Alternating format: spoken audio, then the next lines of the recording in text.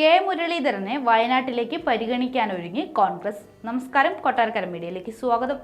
രാഹുൽ ഗാന്ധി ഒഴിഞ്ഞാൽ വയനാട്ടിലേക്ക് കെ മുരളീധരനെ പരിഗണിക്കുമെന്ന് വിവരം.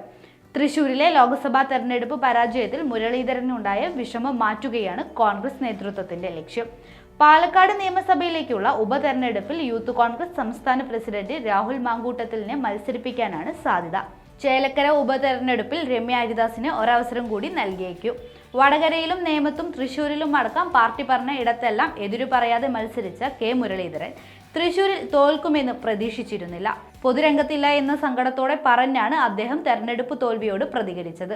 മുതിർന്ന നേതാക്കൾ പലരും ഫോണിൽ വിളിച്ച് അനുനയിപ്പിക്കുന്നുണ്ടെങ്കിലും വിഷമം മാറിയിട്ടില്ല.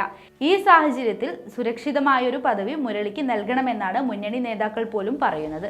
റായ്ബറേലിയിലും ജയിച്ച രാഹുൽ ഗാന്ധി വയനാട് മണ്ഡലത്തിലെ അംഗത്വം രാജിവെച്ചാൽ കെ മുരളീധരൻ വരട്ടെ എന്നാണ് നിർദ്ദേശം.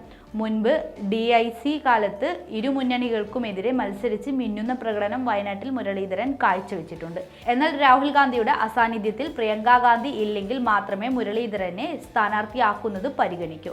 എന്നാൽ വയനാട്ടിൽ മത്സരിക്കാൻ കെ മുരളീധരൻ തയ്യാറാകുമോ എന്നതും നിശ്ചയമില്ല. ആലത്തൂരിൽ തോറ്റ രമ്യ ഹരിദാസിനെ ചേലക്കരയിൽ മത്സരിപ്പിക്കുന്ന കാര്യവും ആലോചനയിലുണ്ട്. ആലപ്പുഴയിൽ തോറ്റ ഷാനിമോൾ ഉസ്മാൻ അരൂരിൽ വിജയിച്ച ചരിത്രമാണ് പിൻബലം.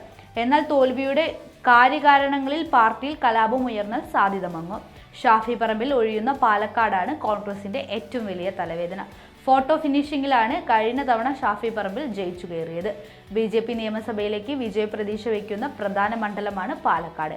അതിനാൽ തന്നെ രാഹുൽ മാങ്കൂട്ടത്തിലിനെ പോലൊരു നേതാവ് വേണം മണ്ഡലം നിലനിർത്താൻ എന്നാണ് ചിന്ത. ഷാഫി പറമ്പിൽ നിർദ്ദേശിക്കുന്ന പേരും രാഹുലിൻ്റേത് തന്നെയാകും.